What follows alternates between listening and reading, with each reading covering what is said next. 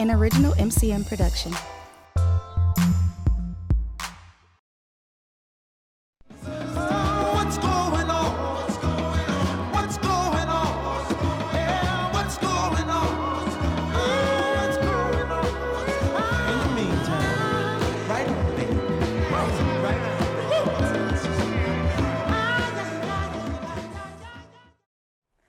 Welcome to MATA Community Media. What's Going On by producer Martha Love. I am honored to be here. My name is Dr. Eve Hall, and I serve as the president and CEO of the Milwaukee Urban League, an organization that has served this community since 1919. We focus on employment, entrepreneurship, and education. We continue to serve this community on an even higher level as development and a renaissance is occurring in the city of Milwaukee.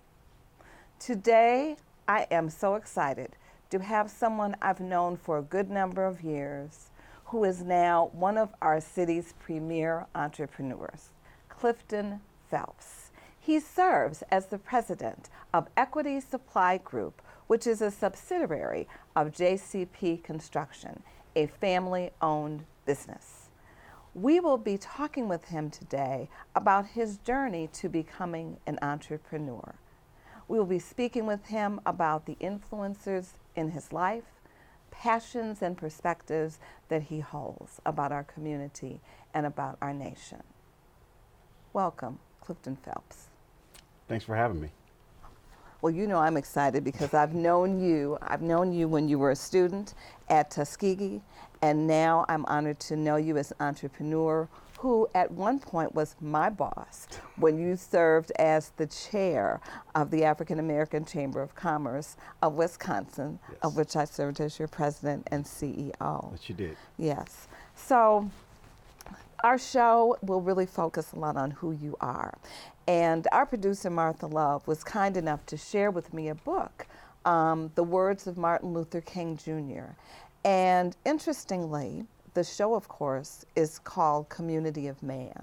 And you really do represent that, Clifton. And I just want to read something very briefly that I believe reflects you. Martin Luther King said, "Everybody can be great because anybody can serve. You don't have to have a college degree to serve. You don't have to make your subject and your verb agree to serve. You don't have to know about Plato and Aristotle to serve. You don't have to know Einstein's theory of relativity to serve. You don't have to know the second theory of thermodynamics in physics to serve. You only need a heart full of grace and a soul generated by love." Now, you do have a college degree from Tuskegee, but what's great is you really do have a heart full of grace and you really know how to serve, and I've watched you in action. So could you just talk to us in the listening audience about just who you are, because you're a native of Milwaukee. Yep. So talk a bit about those years growing up and the influences that you had in your life to even get you to the point of going to Tuskegee. Let's take that first part of your journey first. Born in the 80s on the east side, 2nd and Locust. Was raised in a household with both my parents. My dad, James Phelps Sr., and my mom, Lynette Phelps, with my brothers and sisters, James, Jalen, and Carrie. We did everything. We did most things that most kids did. We played outside. We went to school. We had fun in the summertime. We got in trouble. But I think one thing that stands out for me, at least, that I didn't think about until maybe 5 or 10 years ago, that on 2nd and Locust, there's a lot of houses. It's like 14 houses per side, and there's a lot of duplexes.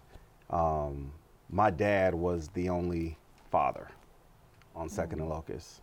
So I think when I look at our company's current success with it being a family business, I tied that to, you know, having a father, not only just a father in the house, but someone that pushed you and made you read and pushed us to play instruments and had the insight. My mom had the insight to send us to 220 schools. So junior year, elementary and middle schools were in Fox Point and Glen Hills, or I'm sorry, Fox Point and River Hills. And then they allowed us to transfer back to Milwaukee Tech so we can kind of get a full balanced.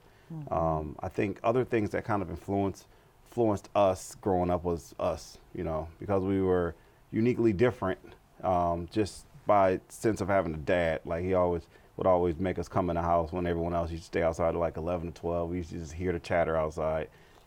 As we got older, we got bold enough to sneak out and get in trouble. Of course. But we definitely had to get up around early in the morning. I remember everyone used to sleep in, and we used to be up. Our chores would be done. Everything would be done. It'd be like 9 o'clock, and no other kids in the summertime would get up to like 11. So that let me know, I didn't know then, but I do know now in terms of that ethic that my parents, I should say, put into all of us, so that we can function. I think we've all been working since we were 13. As soon as we could caddy, we caddied. As soon as we could work at cops, we could work at cops. And then when we were 16, we've been working ever since. And that's all that's all my siblings. So I think just that childhood was a lot of training for the real world.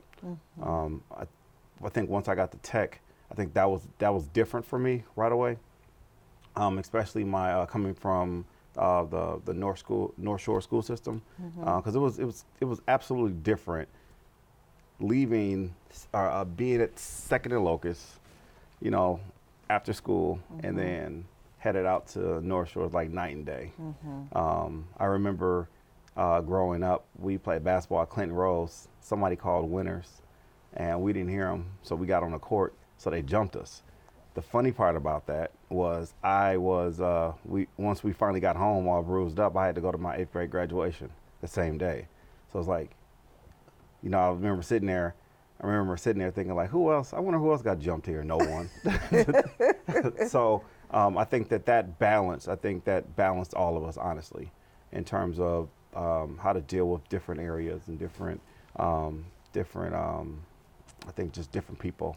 So it sounds like your family really set the foundation for you. Yeah. They set a discipline, ethics, kind of moral codes, you would say, for the most part. Yep. Okay. Yeah. So from Tech, you went to Tuskegee. Tell me how you made it to Tuskegee, a historically black college and university down in Alabama. My journey to Tuskegee was actually interesting because I was accepted to a couple of colleges.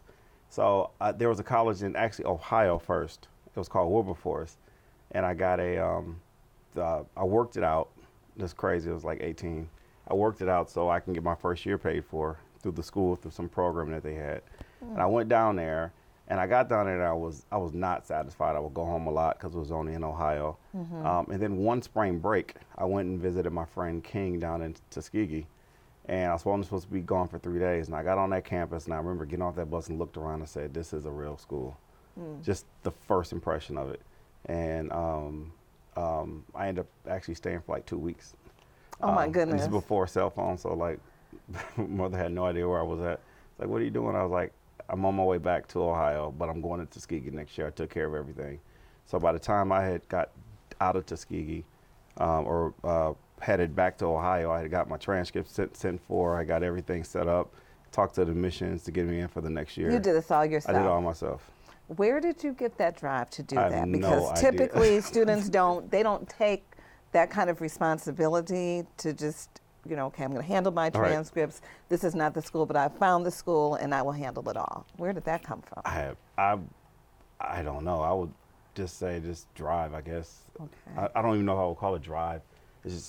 I just knew this is something that I wanted, so I pushed for it. So. Okay. Which really is the base for a successful entrepreneur. So we're going to get to that place. So I met you when you were at Tuskegee, and you became a Thurgood Marshall Scholar. Yes. And so we had a lot of experiences during that time. So for selfish reasons, were there times that you can remember that have helped you to this day? in school. From the Thurgood Marshall Oh, from the college, yes, the college fund. Yeah, the experience. You know, we'll get to it later. But my daughter, she's at Tuskegee now.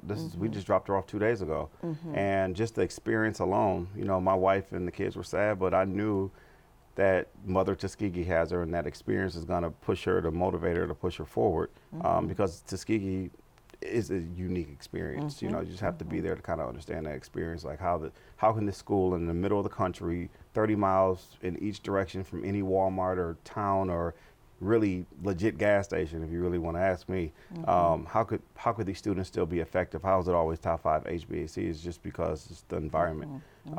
But to your point, I think that there are things that Thurgood Marshall kind of put inside the networking events that you guys had. That was very helpful for us.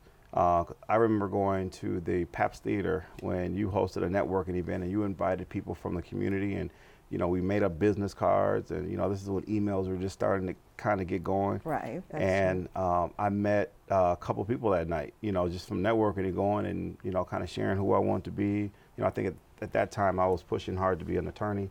So I just wanted to meet as many attorneys as I could, so I could kind of figure out, start looking for internships and do stuff like that. So we met some great people. I actually met someone by the name of Frank Cumberbatch that night, and I was able to keep a good relationship with him over the years. When I would come home from college, we would go out for lunch. We would, you know, as we got older, we would go out for drinks and just kind of talk things out, go out for coffee. That was one of the contributing reasons to why we actually got the Bader Philanthropies building on King Drive from the relationship that we had. But I would have never thought that a networking event when you're 19 years old in the middle of winter, as you dragged us out to, Yes, I did. would have kind of amounted to longer term relationships. Wonderful. So, and I'm so glad to know that experience helped, because we're always speaking about networking, and everything, as you now know, is built on relationships. Correct. So when you came back though, Clift, I know in reading your bio and as we've talked, you had several experiences before you got involved with this family business, which we're getting to. Yep. And you mentioned actually working for the Election Commission for the city of Milwaukee, being an intern. Oh, okay, in Curry, that's right, because you met with Faith Colas, so that's another one of your mentors. Yep. And then also with Senator Feingold, I think you said as an intern. Yep.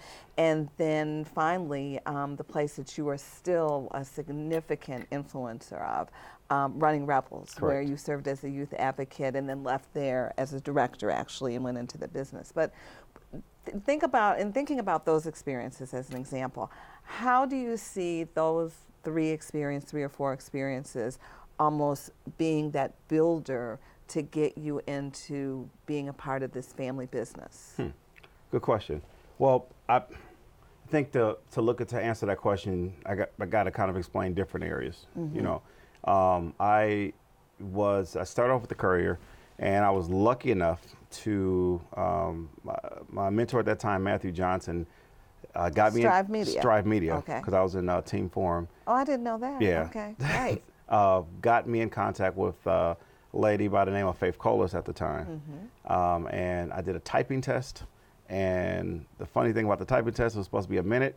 The lady that was doing the typing test was arguing with her husband. I went 2 minutes. So it looked like, so I got the job. Oh, that's funny. So I got the job because I beat everyone else, you know, but that was, you know, by luck. But there, I'm a relationship person, even back in the teenage, I was a relationship person. What I learned there is that you have to earn people's trust and earn people's respect. I think that my relationship with Mrs. Colas at that time was not good, because I was this young 19-year-old something guy that thought he knew everything. And I think what I found out I had to do was kind of prove to her and the Courier itself that I could learn and take on more responsibilities. And I think the more and more I did that, the more and more our relationship started to kind of got a lot tighter. I then went to the city for the Elections Commission. They had a yearly summertime intern program. I think my boss there was Julietta Henry. And that was a very interesting experience because it introduced me to government, right? And not just government in terms of what it stands for, but how it's ran and operated. I'm always the type of person that wants to know how something goes, how a department is ran, or how how the politics behind something are. So that kind of introduced me to people that I still see down there to this day. And I think another thing that job taught me is the election process. I mean, I don't think I've missed an election ever, voting wise, after 18, like even the small ones. Just because, when people mention your vote doesn't count, that's absolutely not true. But I had some great relationships there as well. I think working for Russ Feingold's office, I worked under Cecilia Robinson, and I think what I learned there was that every constituent has a voice. I took the phone calls. So I took the phone calls for the good votes, and I took the phone calls for the bad votes. And I wrote the letters to send back out to the constituents. And you can just tell that people were, as an overall, were just outraged in terms of, or were outraged by not only the what was going on in the country at that time, which was the 2000s, I think it was the Bush era, but they were also frustrated by what was going on locally as well. I don't remember exactly what was the hot button topic issue, but I got a lot of calls. Okay. So it was let me know, like, I don't want to run for office. Okay, so you knew that was not what you wanted to do. That was not what I wanted to do. I don't want someone just taking phone calls, more of a relation. I knew at that point did not want to run for office. And then speak about Running Rebels then. So, because Running Rebels, I mean, now I know you're heading this major campaign for Running Rebels. I think, what are you trying to raise? Trying to raise $4.1 million. Right, and aren't you the chair or the co-chair of that? I am the co-chair along with Craig Robinson. Okay, so that's huge. Yeah. But talk a little bit about that, because I remember running into you when you were actually working for Running Rebels. Yeah. And it was very obvious to me that you were very passionate about the work that you were doing, and I know you still really care about the youth. So could you speak a little bit about how you really became involved with Running Rebels? Universe is interesting, right? So I spend my time at Tuskegee, devoted studying for LSAT, ready to go to law school.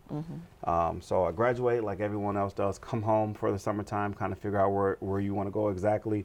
Ready to launch back out. So in this process, I'm applying to different law schools and life that you can't control. I think my father got sick, and I think just to speak on that relationship, I think that my relationship with my father grew tremendously the 5 years that I was in college, because I started to find myself more prepared in life based on the stuff that he taught me.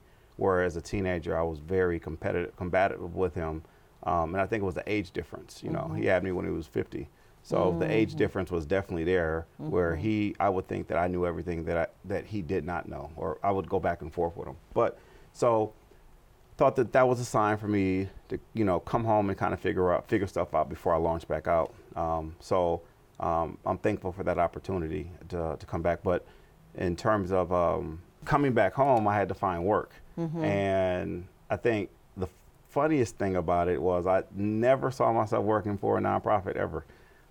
Just because I just thought nonprofits were these, feel-good organizations that everyone just fought over money, and that was my young 23-year-old opinion about it. But I walked into I had one of my friends from Tuskegee knew the executive director, so I asked him for an interview. So I walk in there, and kids running around, kind of read the job description, kind of didn't, kind of was like, I don't know how this is gonna go. I walked in there and I asked for Victor Barnett, and we went to a side room, and he said, Nate recommended you. He was like, if Nate recommended you, that means that I'm going with you. Let me know what you need me to do. You need to be here for 6 months. I was like, yeah, 6 months. I'm gonna apply. Once my father gets better, I'm going to apply. I think I might retake the LSAT and then get out of here. Can you do that for me? And he was like, yeah, no problem. Just let me know. And just to take that risk right there, I was like, wow, that was easy. So I remember walking out, and I got on the phone, I think with my girlfriend then, and said, I think I have I don't know. Because it just went to, you get prepared in college all these years for these interviews, and then you walk into a friendly interview and you don't, there's no way to know. But so ended up there, and that work was very interesting and dear to my heart, because I think at the end of the day, what I didn't know, probably because I had parents and role models around and mentors growing up, is that there are people that don't have that. And I think what's key about the work that the Running Rebels do is that they're just not an advocacy agency. They are whatever you make them, if in terms of the family. I started off doing casework there, and the casework, you go in there, you read a guy's file in the car, you get out the car, you go in the house, a combative house that think that you're the police, and you say, your son has to check in with me 6 times a day. I'll be doing curfew checks, and you're sitting there arguing with families in impoverished neighborhoods all over the city. And that relationship always starts off choppy for the first 3 months or 2 months. And then I think the family starts to realize that you're actually the only positive role model that's around the family. And then you start to win everyone else over household. So instead of just having the 16-year-old, you got the 15-year-old because he wants to hang around when you go to the movies, and then you got the mom, and because she likes to converse with you in terms of what the son is doing that's on probation. So you have 5 caseloads of times 5, and you're like dealing with so many different people, and that's what the workers do day in and day out.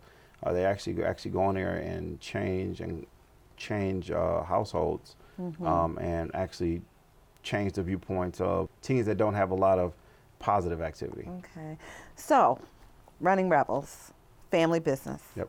JCP Construction. You are now seen oftentimes in the Business Journal, Biz Times, as a very successful company, you and your 2 brothers. Can you speak to how that even came to be? How did JCP, how was that born? How was that company born? Well, it was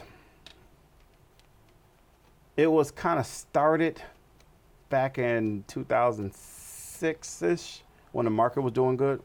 We're flipping houses, and it was just a way to kind of generate some income. You could buy a house, go in there, put the kind of minimum work in, or minimum or the work you need to sell it to someone else so they can make it to their house. And that's, that market we saw kind of falling. At the same time, a program came into Milwaukee in 2006 called Acre program, Which is still very much alive, right? Yeah, there is an Acre program. The one that we went to was the Marquette. It's the same thing. Okay. And James had pointed it out to me, like this might be a good program. So James did the first year, and I did the second year. And what that program did at that point was just change the whole landscape of everything that was happening in Milwaukee. And what did the Acre program do, for those that may not know? It essentially took 5 projects. The 5 different developers will come talk in the classroom and explain how the project started from inception all the way down from the financing. What kind of project, though? Commercial projects in the city. Okay.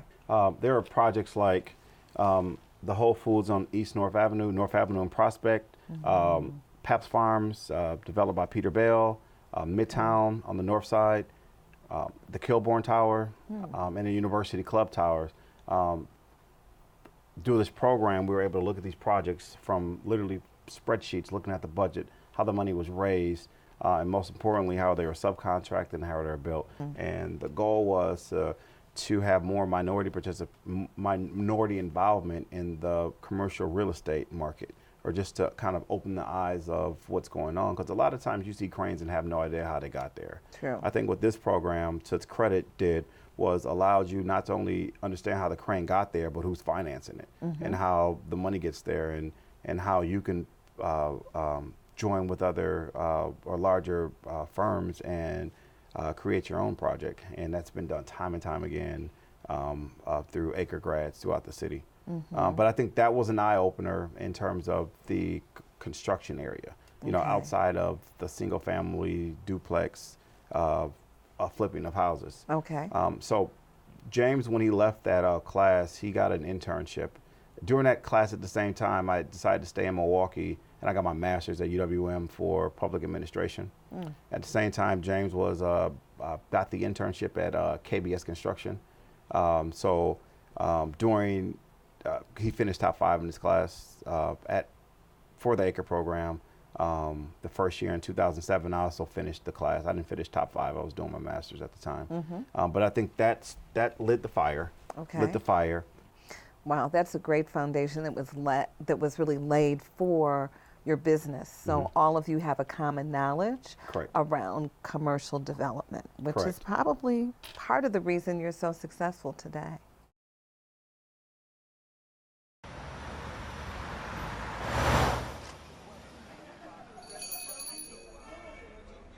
Sir, did you need any help? Help? Sure. I need some direction. Because the day I stopped clocking in, all my purpose went right out the window. And you know what came back in that same window? All of the things I didn't want to remember. Sound like fun, huh? Lonesome? Check. Can't sleep? Check. Drink too much? Oh, yes, sir. 50 years after now, and I still can't talk to my wife and kids about this stuff. Sir. Sir, Huh? I just wanted to know if you needed any help. Help? No, I don't need any help. I just came in for a lock. Veterans can have a hard time opening up, even to family and friends. Visit maketheconnection.net to start the conversation. Welcome back to What's Going On, MATA Community Media. Our show is produced by Martha Love. And again, I am your special host today, Dr. Eve Hall, the president and CEO of the Milwaukee Urban League. We have had an exciting first half of this show, learning about our guest, Clifton Phelps. We've talked about his childhood, we've talked about his early education, his experience as a college student, his experience really as a young man coming out of school, and some of his first experiences on the job. On the second half of the show, we really want to focus on him as an entrepreneur and learn more about what that has meant. So Clifton, thank you again for being here. We talked about your childhood, as I mentioned, and some of your early experiences as a working adult. Is there anything else that you want to share about those early years that you think might be of interest to me and to our audience? I saw sodas in high school. Oh my God. Call me Soda Man. Okay, Soda Man. Well, Soda Man. So you were an entrepreneur early on, right? And I can see you selling sodas, so that's great. I love it. It's all by memory. There you go. So I've watched you as an entrepreneur. You know, I have to say, as someone who I felt was a mentor and a guide to you when I worked for Thurgood Marshall College Fund, and as many people know, yes, you were one of my favorite. Thank you. But, you know, seeing you then become an entrepreneur where you're running a business, then you never know, full circle, and I do want to get to the chamber, some of the chamber experiences, having you then as the board chair and someone now I'm reporting to, it just shows you how life is, but you've been a success.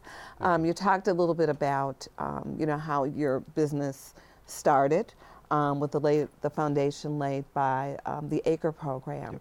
But now let's just really fast forward to where you are today.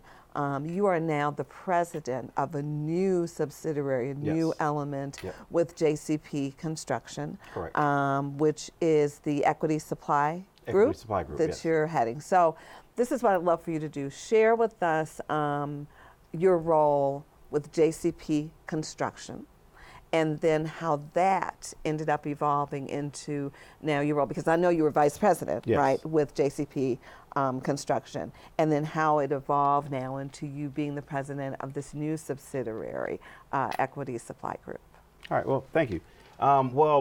So Equity Supply Group, the main, when we first started the company, the main goal was to figure out how the company can work, right? You had James that was in charge of drilling in bringing in business, and getting relationships in, and you had Jalen, which was in charge of the field. I was always more in charge of, started off in charge of the office, figuring out how that works. I mean, we literally started upstairs from our parents' house on 2nd and Locust. So every form that we had, every spreadsheet, every reconcile was done by us, and we, you know, I had to kind of figure it out with the help of James and Jalen. As that role evolved, we were able to obviously hire office manager, so that I didn't have to do those responsibilities anymore. So it kind of went more of learning the estimating systems, learning the project management systems, and also learning how to go and get work. You know, it's one of the things you have to do as a partner, try to figure out work and use your relationships to kind of forge or to make sure that they can amount to go and getting work. And that was a fun period. I learned a lot during the experience. I think as a company we grew a lot. Mm-hmm. So the game plan as you grow, your company grows, is to hire better people, whether that's a project manager, whether that's an estimator, whether that's their accountant. Mm-hmm. So I mean, no. So you're really talking about, which is really good leadership practice, is you always want to hire experts in the fields that you don't know, or just people that are even better than you. Correct. Right? Correct. Because it just makes for a stronger team. Correct. So I know it's three brothers, the Yep. three of you. Each of you have had different roles in the Correct. company to make it what it is today. So talk about what you actually do. What does JCP Construction do? All right, JCP Construction is a general contractor general contractor, but we also self-perform waterproofing, self-perform finished carpentry, drywall, and selective demo. We are also a construction manager, which means they manage a project, and not necessarily our guys can be on there.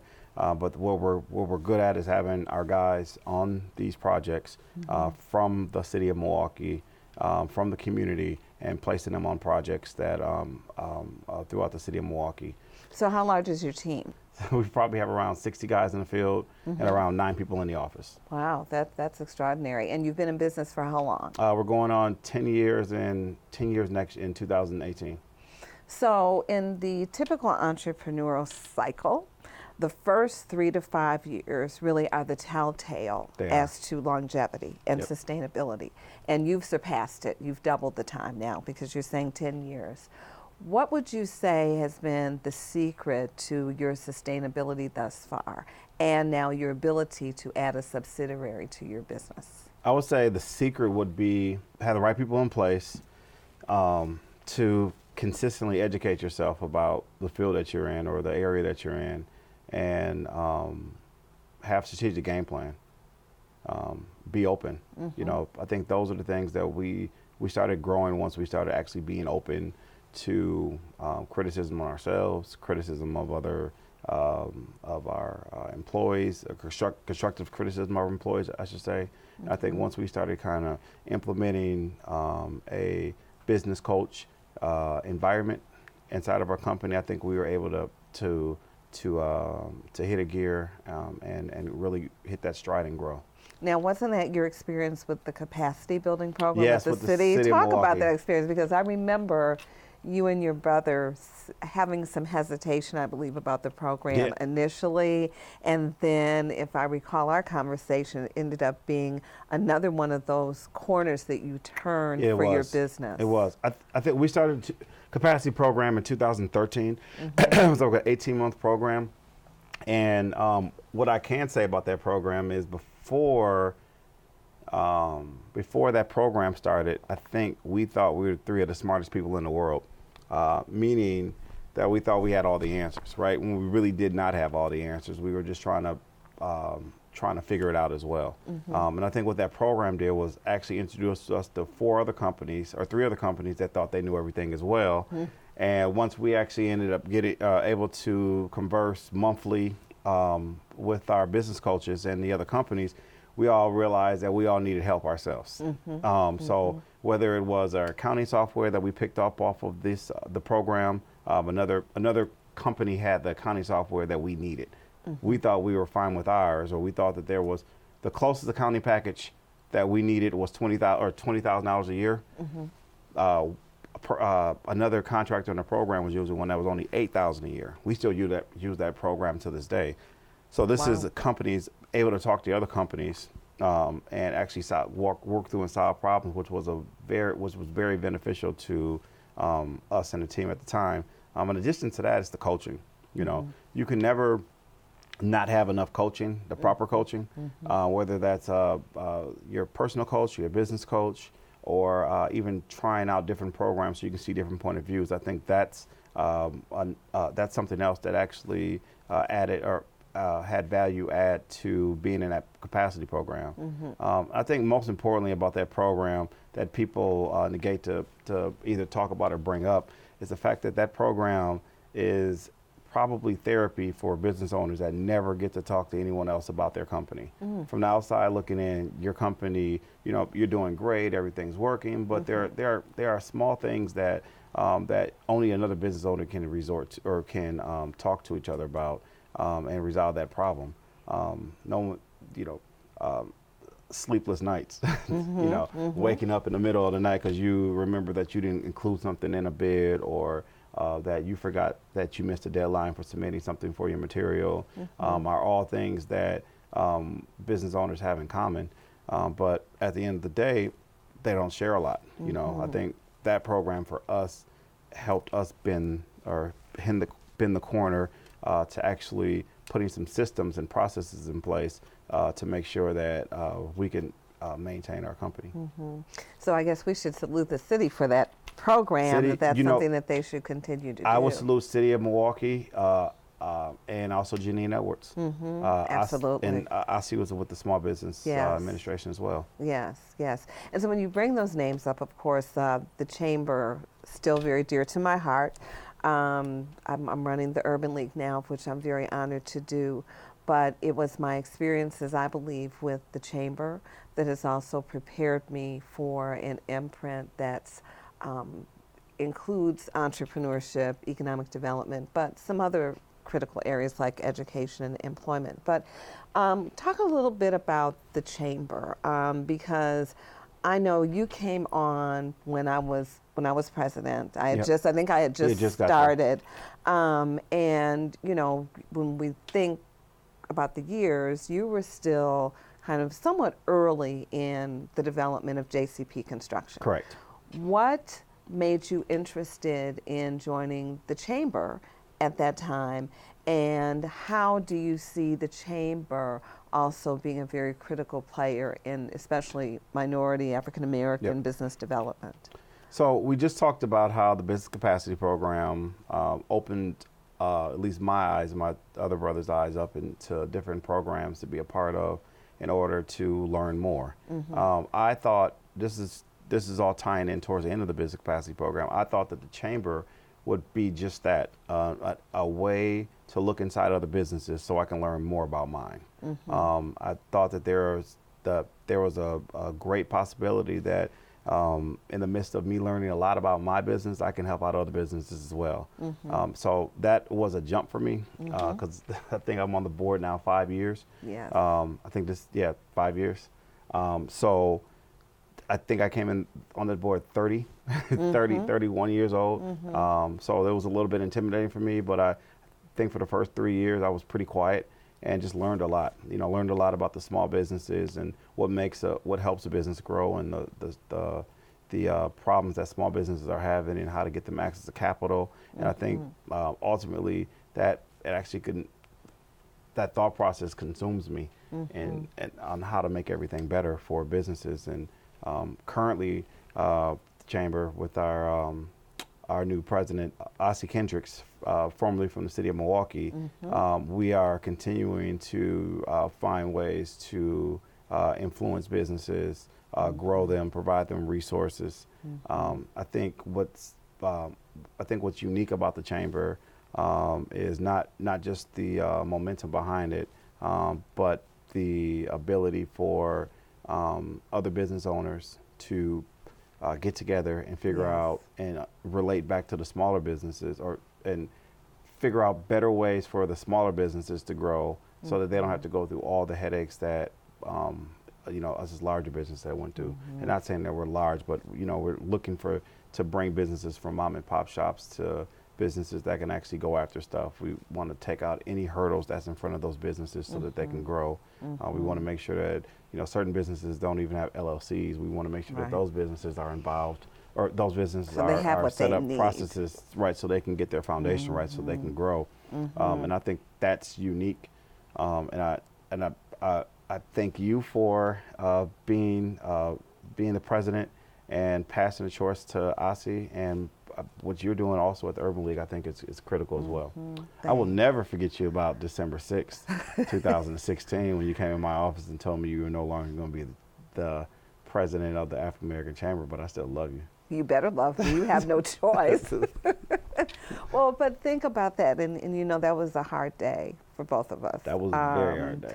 And with you being the chair, because that was the first time you had become the chair of the board for the chamber. Had you been a board chair prior to that anywhere? No, that was my inauguration. That's right. That was your baptism by fire, as I was told by a mentor that I had years ago. But, you know, think about that experience, because I watched you. I thought you did a phenomenal job. But in that experience as a board chair, where we went through a transition of leadership, but think about how that experience has contributed now to your role as president of the Equity Supply Group. That's very interesting that you say that, because I think at the end of this, you know, thinking back all the stuff that I've kind of went over today, I think what it boils down to in terms of the, you know, tying everything in and how I dealt with the transition, I think it boils down to leadership, right? It's pulling different scenarios out of my life together in order to make something happen, whether that's relationship driven, whether that's what I've learned from JCP, whether that's what I learned from selling sodas in high school. You know, pulling everything together and kind of figuring out how to navigate, trusting your leadership skills. I think that's what this transition the transition from the chamber presidents was about. I believe that during the time you started Equity Supply Group, and correct me if I'm wrong, you were also working on the Northwestern Mutual project. Correct. Because weren't you, that was another one of your major contracts, correct? Yes, it was. So is that when you actually started Equity? That's what launched, that's what got our juices going about Equity Supply Group. We saw that there was a gap in the waterproofing market for supplying, and we were able to secure a contract at Northwestern Mutual and use that leverage to get our distribution. So since then, we've been working on different distribution with traffic coding and other materials that we'll be rolling out as soon as we get the go to do it. But we saw that as extreme advantage there, and we are looking to grow the company so that we can hire more people. Are there minority companies in this particular field? We are the only minority company in the region, meaning the Northwest, Midwest region, that sells this material. So let's pretend that I am interested in pursuing your industry. New entrepreneur, I'm just thinking about, you know, might be something that I'd be interested in going in. I have the people that I think could come on as a team to be successful. What would be your advice, maybe one or two pieces of advice that you would give me as I'm thinking about entering this industry? I would say be consistent. Don't let anyone tell you no, and understand that no one's built like you. You design yourself. You can design your own business the way you want it. Makes sense. You know, Clifton, we're about to wrap up. Unfortunately, Milwaukee, Wisconsin has this reputation of not being friendly to entrepreneurs, that we're last in terms of entrepreneurship. But there have also been competing comments or facts that while we may not be the best supposedly in entrepreneurship development, we're very good in terms of entrepreneurs being able to sustain themselves, their longevity. But you know, as we look at our young people now coming up, oftentimes they don't really see the Clifton Phelps. They don't know the possibilities. But yet there are, as wonderful as you are, there's some others like you out here in this community that are doing well. How can we begin to change that narrative for our young people to help them know that there are opportunities, there are possibilities, there are options to oftentimes the decisions that they're unfortunately making these days in our community? Well, I think two things. One, I think that you got to be accessible, right? As a younger business owner, I know that I need to be accessible for people so that they can understand that it's tangible, right? I'm on kickball leagues here. I go out public places, you know, not necessarily public places, but I go out to events, day parties. I don't mind having a conversation with entrepreneurship with anyone, whether they're 15, whether they're 25, or whether they're 30. And I always try to give them the best advice I can and point them in the right direction. And I think that's key because, you know, just like we talked about the acre program before we were kind of exposed to the commercial real estate, no one kind of knew how to get into that nook except for a couple of people. But I think if we can, and the second point to that, I'll say provide that for these organizations to provide the access. I would say that the Chamber as well as the Urban League are pushing towards having more access to not only just capital, but understanding or having access to understanding and how to create a business. I know the Chamber is doing their version of a capacity program for smaller businesses up to, I think, 500,000, which is a sweet spot to hit, because this is a spot where you can take a business that may not even have an LLC, invest some time in it, and actually push it up to a higher tier company, or higher tier company. And the last thing I would suggest in terms of just the overall, how do you influence, how do you make your mark? I would say boards as well. Being part of boards, and not just the elite boards, but being part of the smaller nonprofit boards. To make sure that you can add your input to these nonprofits, so that they could help, you know, build their mission the right way.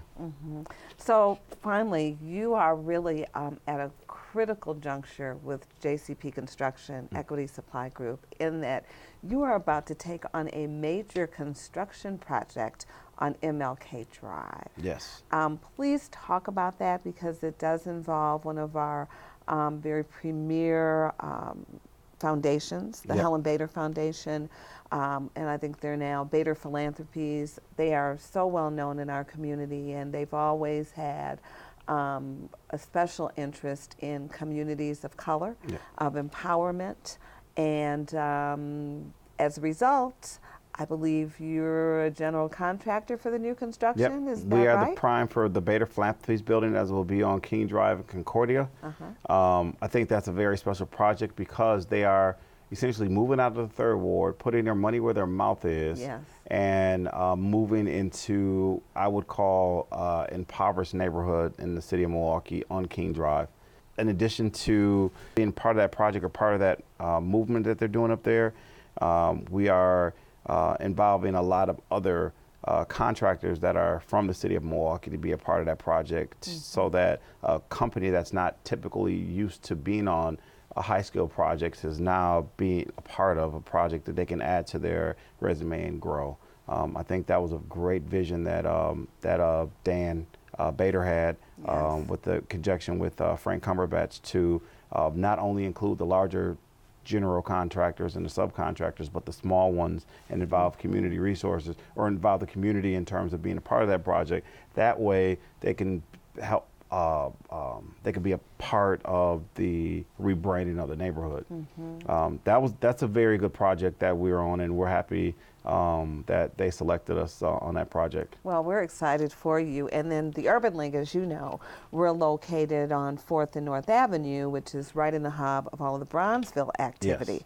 And so as we're watching this, and you know, we're looking at some of our own capital campaigns in which we will be doing some renovations, hint, hint, with the building. And you also made an impact with Pete's Market, which is right down the street from us. So that was another major. So working with Kaylin Haywood from Vanguard, who is also African-American. Who's also African-American developer. We've been looking for the perfect project to work with him for the last 8 years. And this project came up, and it was perfect. It was made sense.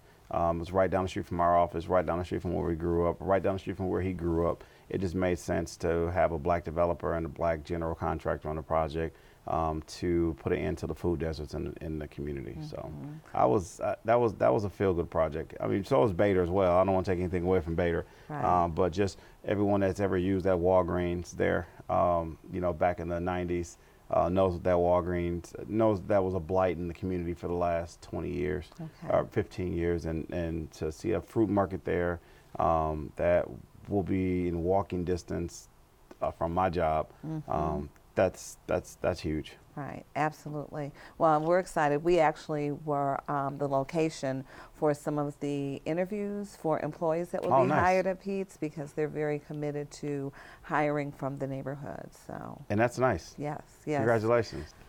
So we've talked a little bit about youth and how we need to continue to impact them. You're already a father. Yeah. And I've watched you with your son, who is hilarious, amazing, smart as a whip at the same time, your daughter. So talk about just you as a family man, as a father and a husband. I guess to talk about them brings a smile to my face, because I think that I now understand what my dad was doing all those years. I think that I'm just like him in every aspect. I wake up, I'm the last one to go to sleep most nights. I wake up early, I draw the shades, I turn off the porch light, I do his whole little routine, I yell when the lights are on. But that's the joys of fatherhood. I have 4 kids. I have my lovely wife Kanisha, Kennedy, who's a senior at High School of the Arts, Kayla, who we just dropped off at Tuskegee, my alma mater, Alan, who is 8th grade at Malcolm X, and the Bryson, who is your twin. My twin, who is at Milwaukee College Prep. His birthday is the next week, and I have to get a bouncy house or take him to Chuck E. Cheese. He can't make up his mind. But that's what I get up and do everything at work, or work so hard for. Really a good unit. And I appreciate them. Well, and your family too. I've watched you with your brothers. Yeah. I've watched you with your mother, your sister. Carrie. Yeah. Right. So talk a little bit about that, because you're not only this dedicated father and husband, but I've also seen you as a dedicated sibling, as a dedicated son. Yeah. Well, as you know, James is the oldest. James is the oldest. Jalen is 13 months younger than me, and Carrie is right over me for about 2 years. So we're pretty tight-knit group. We have a group text that goes out every morning. My mom usually starts it with some emoji that who knows where she got it from. And we're tight. We real tight. We see each other. We all work together. My mom has an office that she never uses, but refuses to let people move in there. We have the dinners together. We see each other too much. It's very rare that we don't see each other. Each of us, we don't see each other for 24 hours, unless it's on the weekend where we go in our own little crooks and nannies. But more than likely, it's a birthday party that we gotta have cake and ice cream from or something. So that's a great story, and it's actually, to me, a story that's not told enough, especially when it comes to our African American communities, because we do have families that are very caring, just like yours. So that's great. Thank you. So we are looking forward to hearing great things ongoing from Clifton Phelps as an individual, who, again, thank you for all that you're doing in the community, and also hearing from you as you grow the Equity Supply Group, subsidiary of JCP Construction. So thanks again for being a part of our show today.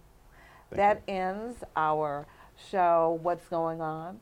Producer Martha Love. Today we have been featuring Clifton Phelps, the community of man, and we will just be really looking forward to his continued success in the Milwaukee community. Dr. Eve Hall, President and CEO of the Milwaukee Urban League, thank you for joining us.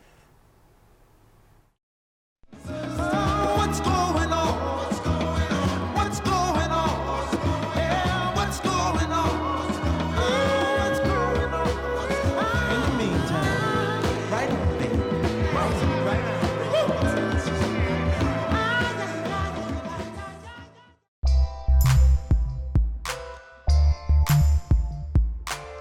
An MCM production.